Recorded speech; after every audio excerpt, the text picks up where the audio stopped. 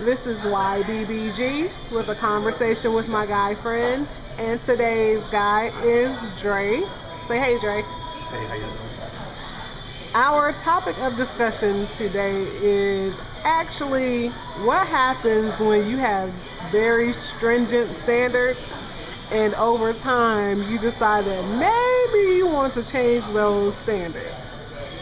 So earlier we talked about off camera. I told him I used to have this very stringent list of what I wanted, and a guy, I don't necessarily know that all of those things have changed yet, but Dre, did you ever have like a list of what you wanted in a woman? Yes, I had a very long list of things or requirements that I needed in a woman before I would even consider dating them. First thing, I needed her to be pretty, and then she had to have a good job, be able to take care of me if things so happened where I couldn't take care of myself. Say I fell on bad luck, lost my job or something like that. I needed her to be able to carry me. A lot of other things that I wanted to basically were physical. It wasn't actually an emotional type thing that I was looking for. It was more of a physical.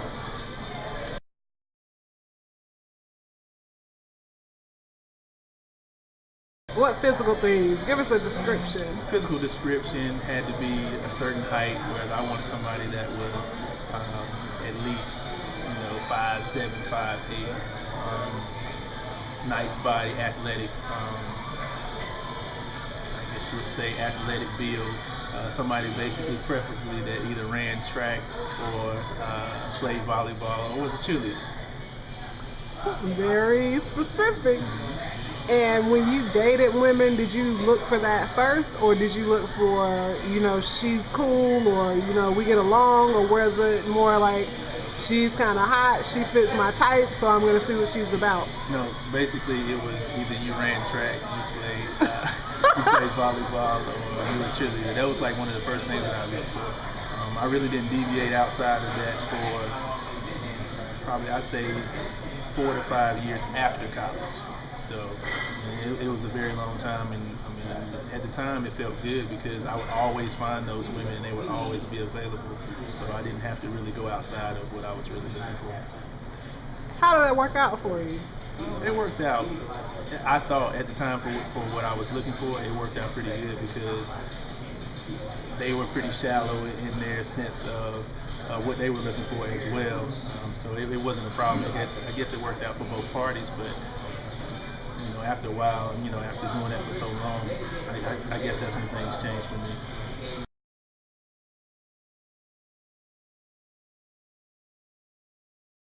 What were those things that changed? Things changed for me is most of those girls that were pretty athletic, they were used to having all the attention and they didn't actually know how to give it back. Like they didn't know how to play number two or take off and think about somebody else in that sense because they were just used to being in the spotlight, and so they didn't know how to share the spotlight, I guess you'd say. And as you've gotten older, have you changed the standards that you had before, like as far as physical, or can she be, I don't know, a golf player or a tennis player, not a cheerleader? I still like athletic women, don't get me wrong, but that's not one of my first characteristics that I look for. The first thing I basically look for in that is somebody that can hold a good conversation, someone that is family oriented, and somebody that actually cares about me and my, what I have going on in my life, not really, too much on the physical aspect. Where they got to have this, got to be a certain height, certain body type, but that can be a bonus. So, okay, I think it's difficult to deviate from what you're used to. What have you done to deviate from what you're used to looking for in a woman? Like, how have you gone outside of that box? I think I've gone outside of the box by basically giving everybody a chance. I never turn anybody down. I'm pretty much nice to everybody anyway, but if it's somebody I can tell they're interested in me, I give them a fair shot. I don't, just because they didn't play a sport or they weren't athletic or they didn't do this in school or they weren't of a certain status, I always do give them an opportunity. I would say I would really give anybody a shot that I felt like I was attracted to initially. Now, I told you about my standards, which I won't mention Okay. on here because this isn't about me. Exactly. So, um, and I can say this, that I try to deviate from what I like going all the way to the left.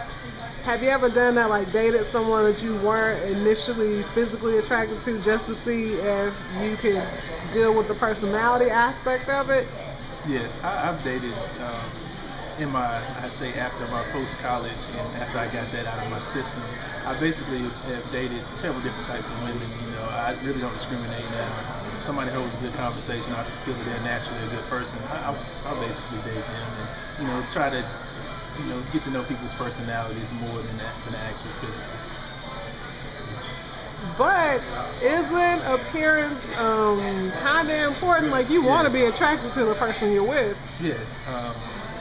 Being attracted to somebody is definitely, a plus, but I think that's where it goes from being, friends to another level of being into a relationship. Because I have several people that, I've been friends with, but it just didn't go any further, just because of, I guess, something that may have come along, whether it's on their part or on my end.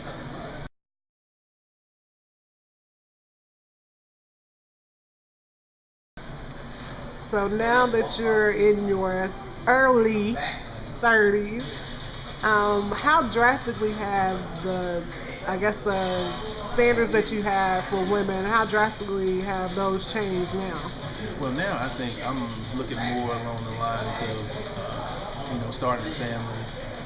As I'm dating people, I basically need to know that they're on the same page as I am, trying to have a family, being supportive of one another, and not only the physical aspect of the relationship, but also the mental part.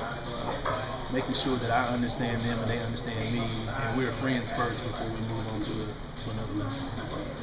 Do you sometimes deviate back to your old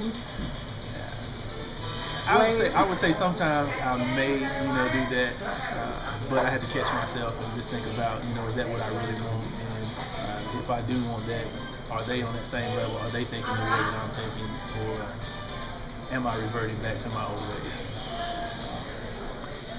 And I guess for me, being a recovered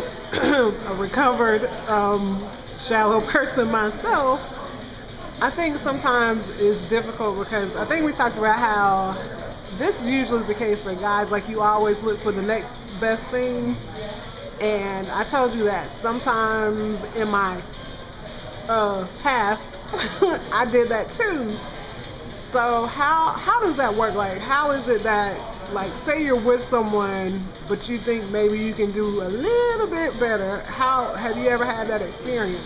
Yes, I think I've done that several times in the past, and what I do is I evaluate the whole situation, not only on a physical level but emotional and I guess their willingness to work with me level. In that, I mean, a lot of times people like to have things their way, and I know that I'm one of those people. I do like to have things my way, but I am willing to, I guess you'd say, negotiate in order to make the good for the group. I guess you'd say. I think that's what it ends up boiling down to is like initially when you're younger you're a lot more selfish and self-absorbed, self-centered, self-righteous, all about self. And as you get older, you start thinking more towards family and more towards like what's best for the relationship. That's a lot of times how most relationships go well, is when it's a team effort toward like a team goal versus me, me, me, me, me. How do you think you have gotten rid of some of that selfishness? I think I've gotten rid of some of that selfishness through the work that I do and some of the dedication that I put in to that work. My whole life, I think my whole adult life, I've been helping people to get to where they want to be. And at this point, I think that I need to be getting where I want to be. And by that, I basically mean I would love to have a family. I would love to have a solid relationship with one individual where we do care about each other and we are building, headed into to that next unknown, I guess, for myself, that unknown realm. And I think that's a good thing. A lot of times people miss out on that because even in relationships, they're still focusing on self and what they need versus what their partner needs. And honestly, sometimes what it comes down to is being a little bit more humble. And I think that's where I've grown up and become more humble and less self righteous and self centered. And it works better when you look toward what do I actually have to offer somebody else. And you get to the point where you understand that you may not be the next best thing. Have you had that type of revelation, or is it just something else to where you just want to? Well, I think with me, I think a lot of times I had to do a self-reflection on what do I have to offer the next person, and what do I need to do to better myself in order to attract that person for me. I have certain standards that I have to hold myself accountable for, and I will hold somebody else accountable for as well. And so I can't sit here and say, well, I want you to be this way, I want you to be that way, without me, actually being at that level or trying to get to that level myself. And a lot of times what I used to do, I would say, is I didn't care what anybody else thought. I was me, and you accept me for who I am, or I'm moving on. But now I feel like, in order for me to find exactly what I'm looking for, I have to be more open to understanding somebody else and being able to build those solid relationships, and not only moving towards marriage situation, but just solid friendships, in general. I think that's what it comes down to is trying to focus on who that person is and what they're actually bringing to the table, and realizing that maybe you're not bringing everything to the table that they may need. I had this guy say something to me one time about his brother. He said his brother was dragging his feet, not wanting to marry his girlfriend, and he had that whole next best thing coming along. And maybe he was like, well, you should be happy that somebody would be willing to put up with your tail for that long, like forever. Because you could be less than the next best thing for her. And so I think for a lot of people who actually do have good relationships, humility plays a large part in it. Humility and compromise.